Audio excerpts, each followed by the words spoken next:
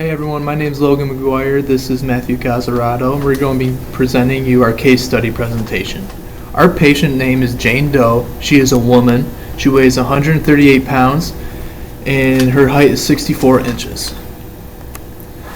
So Jane Doe would fall under the does not participate in regular exercise category because she only participates in exercise 2 days a week, and under this criteria, you have to be at least 3 days a week.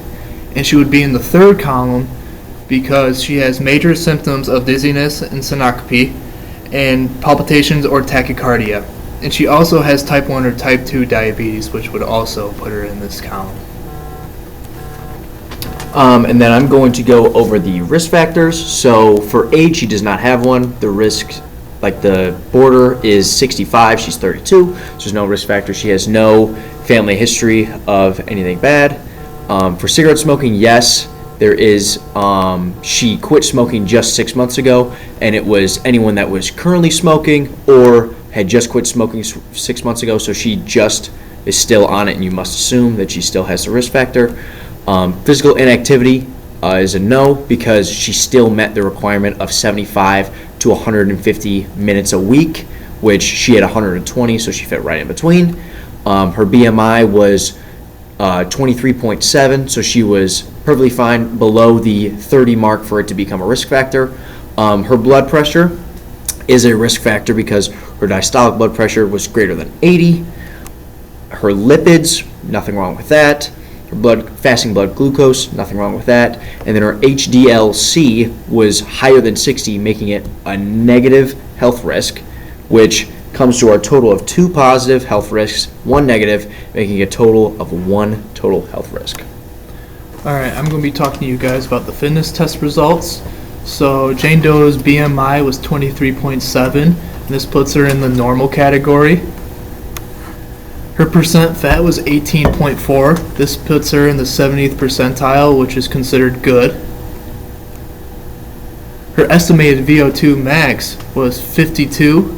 And this puts her in the 95th percentile in the superior category. Her grip strength, it was 35 kilograms with the right hand and 39 kilograms with the left hand. And this score will be based off the left hand since it was the highest score. And this puts her in the 95th percentile for women in her age group. Her bench press max was 75 pounds. And then using the bench press ratio to body weight, this would put her in the 40th percentile for women, which is fair. For leg press max, her leg press max was 190 pounds. This would put her in the 60th percentile in the average range. And her push-ups was 45. This would put her in the excellent category for women her age. And then health concerns, based off of all the risk factors, would be the blood pressure and having stage 1 hypertension due to the systolic blood pressure being above that 80 mark. Even though it's 82, it's still a health concern because it's still technically a health risk. And then there was also the cigarette smoking thing, which cigarette smoking comes with a bunch of benefits like negatives like COPD and stroke and heart disease and all that stuff. So that was also something that we didn't know if we needed to put in or not, but something we wanted to talk about. And then just to discuss some low-performing test results, the lowest one was the bench press max. This put her in the 40th percentile, so we could increase her tricep chest strength just to increase that bench press max test score. Thank you. Thank you. Thank you for your time.